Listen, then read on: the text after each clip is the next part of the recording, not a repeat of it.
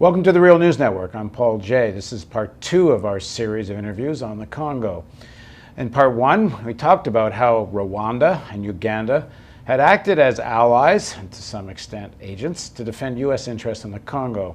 Knowing this, in 2006, then Senators Hillary Clinton and Barack Obama sponsored a piece of legislation that was supposed to hold Rwanda and Uganda accountable for their role in the Congo. Here's again a piece of legislation.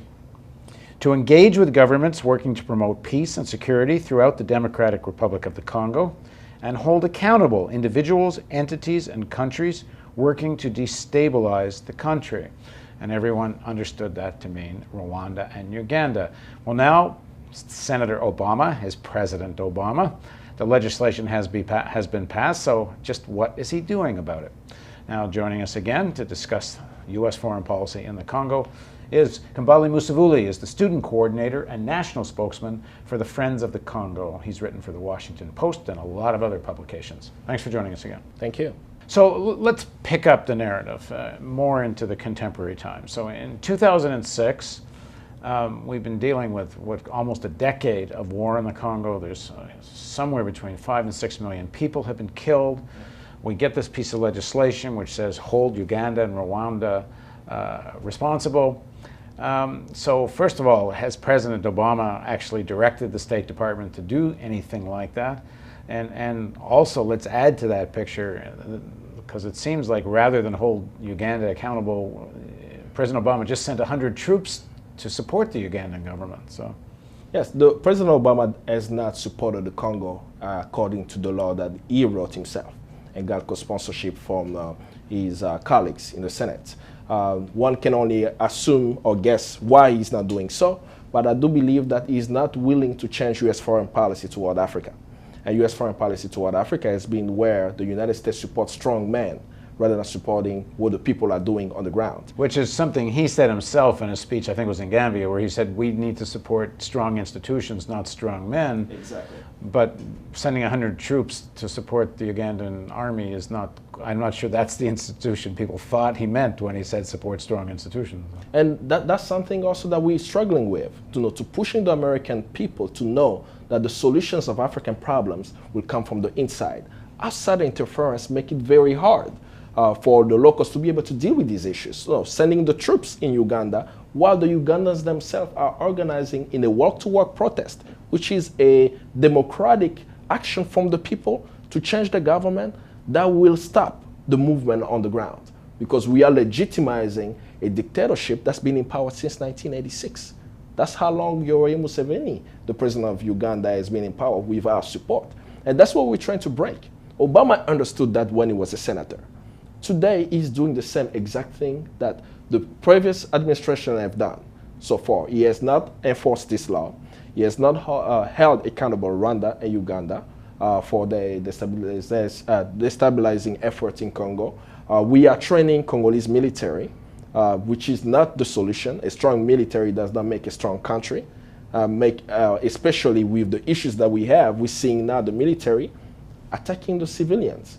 So all we are asking for is if we could do that one piece, hold Rwanda and Uganda accountable, stop military funding to these countries, that will bring about change. We'll know much easier where the weapons are coming from. We'll know who's influencing the rebels in the region. And Sweden and Netherlands have done so. Well, in fact, if anything, the opposite's been done, because by sending these 100 special op troops to Uganda, they say to fight the Lord's Resistance Army, that this is actually going to wind up further supporting the Ugandan military, not defunding it. So talk about the proxy armies, though, because there really is a problem with these proxy armies and the way they prey on the people, both in Uganda and the Congo. Yes, and it's been also interesting how the Lord Resistance Army is now a Congolese problem. Something as the FDLR, the Rwandan rebels, is now also a Congolese problem. When you look at the Congo, you notice that Congo has never invaded any other countries, but everyone's problem becomes the Congolese. So these rebel forces, now specifically the one that's connected to Rwanda, it's been documented by UN group of experts of Rwanda's influence to these forces, directly funding them, arming them. You're talking about the LRA? I'm talking right now about the CNDP. It's one of the rebel forces. So when we look at the CNDP, for example, in 2008, the United Nations published a report documenting the military support directly for the Rwandan military to them. So we know how they are funded. We're not discussing the small arms proliferation. Where do the weapons come from? Victor Bout is being tried right now in New York, the so-called Lord of War, who was selling weapons to African leaders. But he was shipping weapons from the Pentagon.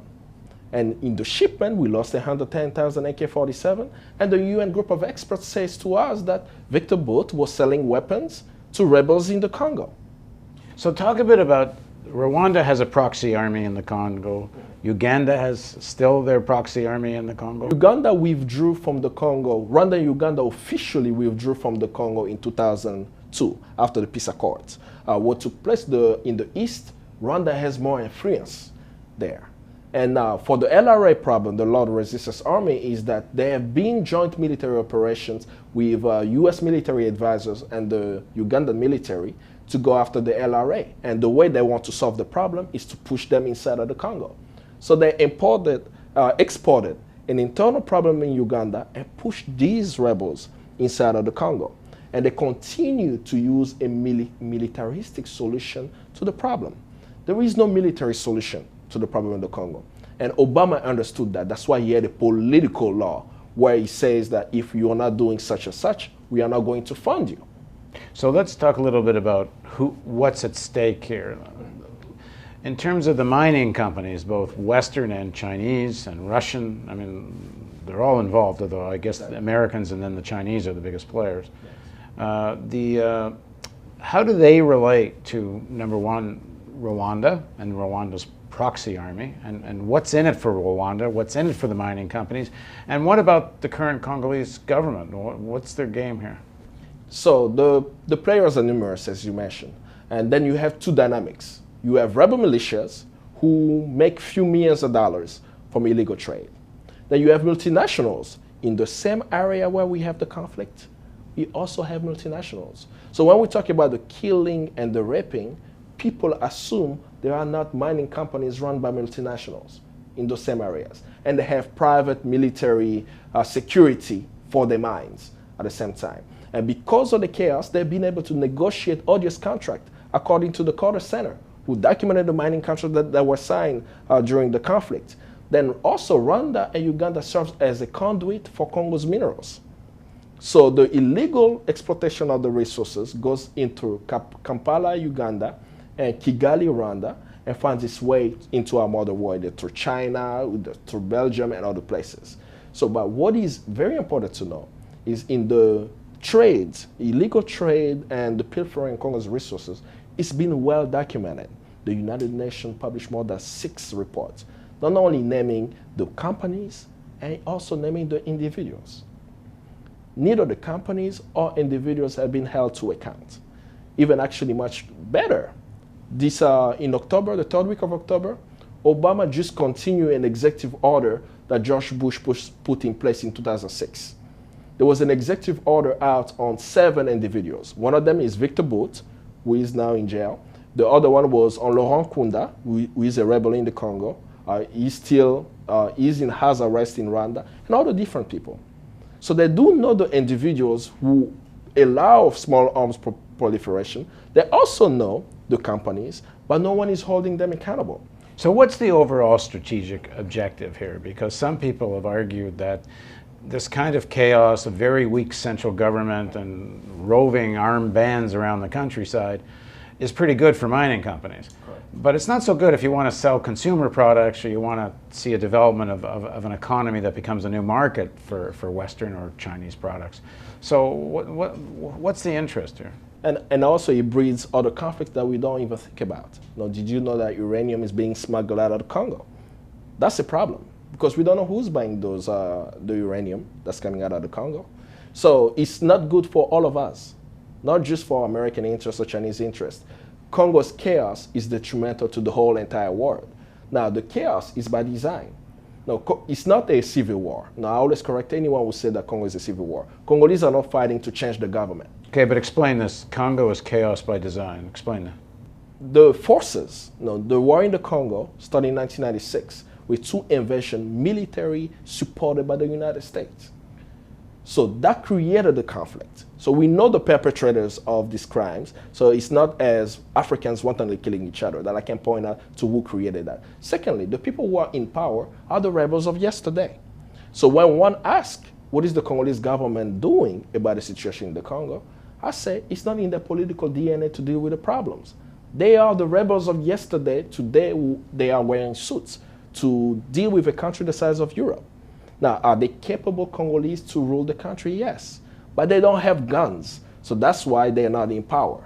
So the law of the land is you kill more, you have more weapons, you have control of the state. That's why it's very important to support the movement of the people rather than thinking about what will the government do to deal with the situation. Okay, in the next segment of our interview, let's talk about what Congolese people would like to see in terms of Western foreign policy on all of this. Please join us for the next segment of our interview on our series on the Congo on the Real News Network.